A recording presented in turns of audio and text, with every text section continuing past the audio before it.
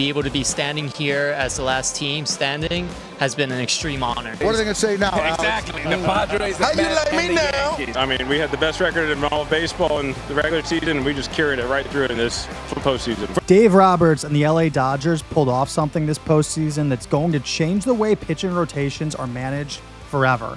And I don't think it was intentional per se, but it definitely worked to the Dodgers' benefit. But before we get to that, please remember to like and subscribe to help the channel grow, and don't forget to turn on those notifications so that you don't miss an upload. The Dodgers and the Yankees just concluded their World Series, and it turned out pretty much exactly how I thought it would. Before the series started, I predicted the Dodgers would win. I thought the Yankees might win 2 games in the series. I thought maybe they'd steal 1 in LA, but they'd win 1 in New York, and the rest would be all LA. So I thought it would be Dodgers in 6. Instead, it was Dodgers in 5. Close enough. The reason I knew the Yankees would win 1, well, beside the fact that they had one of the best power hitting lineups in MLB history this season, is because of how Dave Roberts managed this postseason. Normally, teams kind of stick to their pitching rotation throughout the playoffs. You go with your ace in whatever your first game is. Then you go with your day 2 starter, day 3 starter, day 4 starter, and then back up to your ace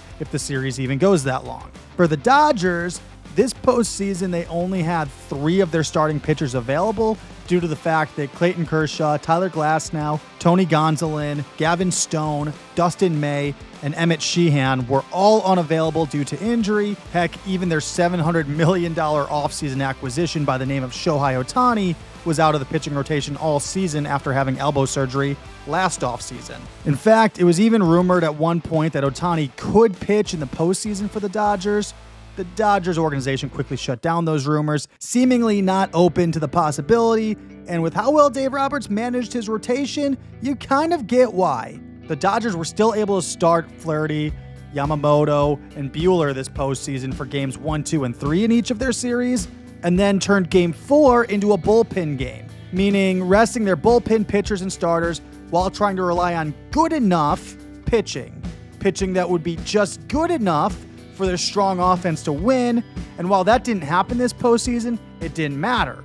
Essentially, even though Roberts might not embrace the title, they would allow Game 4 to be a sacrifice game so that they could get back to their ace for Game 5 with their strongest relievers refreshed and ready to go behind him. And honestly, I think this might change how managers handle their pitching rotations forever. Think about it. I can't think of a team that has great starters 1 through 4 in their rotations. So instead of investing capital in an okay day 4 pitcher, maybe teams instead spend that money on another strong bat for their lineup and concede every 4th game in a bullpen game, where maybe they'll have the offense to pull it off anyways. And even if they don't, it's fine, because on day 5, which in a 7-game series would actually be the 6th calendar day, you'd be back to your ace. So in a 3-game series, there's no impact.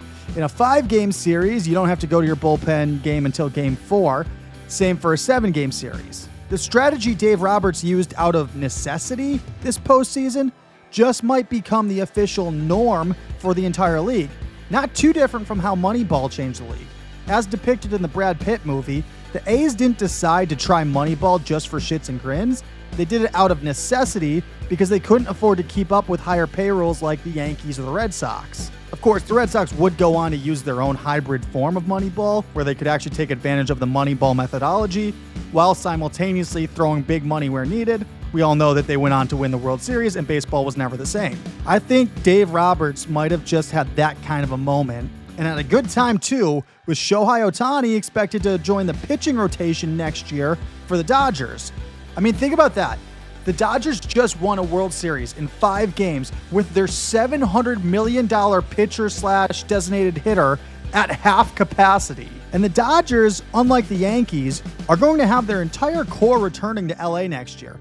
They've got Ohtani for another 9 years, Freeman for another 2, Mookie Betts for another 7, Yamamoto for anywhere from 4 to 10 more years. The Dodgers are going to be good for a long time, unlike their World Series opponent, who really just whiffed on their best chance.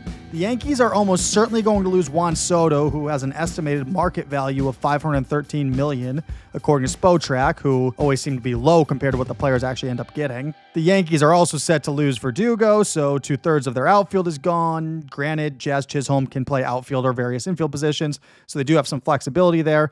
Yanks are also set to lose Torres. Yankees are most likely parting ways with Anthony Rizzo and DJ LeMahieu, who both flamed out this season. Rizzo batted .228 in 92 games. LeMahieu batted .204 in 67 games. Yankees starting pitchers will be there next season, but they're about to lose Holmes and Canley to free agency and potentially Luke Weaver, but probably not since his team option is only $2.5 million. Bottom line, the Dodgers and the Yankees are going opposite directions this offseason. The Yankees are going to need to rebuild, while the Dodgers have the luxury of time. They've got their key pieces. They have the space to add some prospects and try to do what Houston did a great job of for a long time.